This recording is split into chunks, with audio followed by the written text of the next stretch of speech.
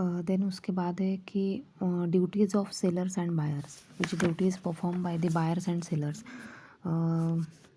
उन्होंने बहुत सारे पॉइंट्स दिए हुए, which duties play by the buyers.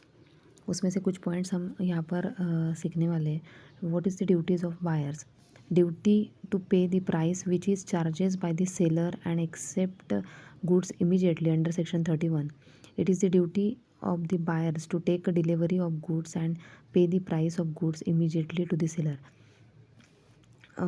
कोई प्रोडक्ट अगर हम बेच रहे हो और सामने वाला अगर उसे एक्सेप्ट कर रहा है, तो हमारा ये फ़र्ज़ बनता है कि हम उसे ऑन द राइट टाइम उसको हम उसकी प्राइस जो है वो इमीडिएट पे कर सकते हैं।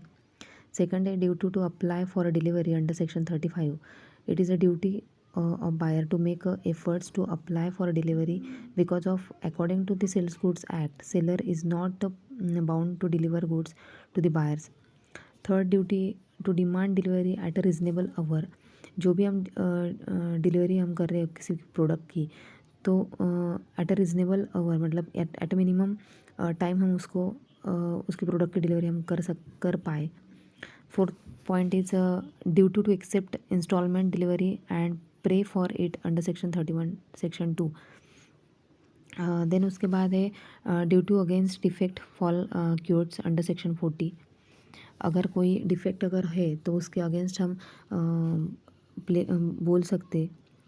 देन 6 पॉइंट है duty to intimate the seller when rejected goods. Then उसके बाद है duty to take a delivery of goods. It is the duty of a buyer to take a delivery of goods within a reasonable time. After the tender of delivery, he becomes liable to the seller or any loss by a negligence during the taken of a delivery of goods.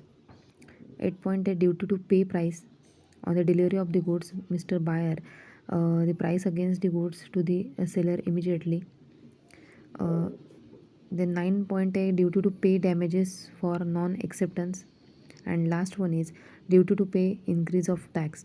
The buyer is liable to pay so much equivalent to the amount payable of any concerning taxes which is charges by the government on a time to time. जो भी हम product ले रहे हैं उसके हिसाब से हमें टैक्स पे करना होगा at a right time at a right place. Then उसके बाद है ड्यूटीज़ ऑफ सेलर। उसमें भी कुछ पॉइंट्स दिए हुए हैं। Duty to deliver the goods under section 31। Then second day duty to deliver the goods at the agreed place under section 36(1). Duty to supply the goods within a specified time. Fourth one is duty to send the goods at a reasonable hours. And fifth one is duty to bear the expenses of putting goods in a delivery positions. 6 point है कि duty to make a contract with a courier and warfaring under section 39(2). ये जो duties of seller and buyer की है वो at same type है, same question से same answer है। उसके जो हेडिंग है वो आपको लर्न करने हैं। देन हम शिकने वाले हैं की what is a consumer act. Consumer act काय आहे हा पुढच्या लेक्चरमध्ये आपण पाहणार आहोत.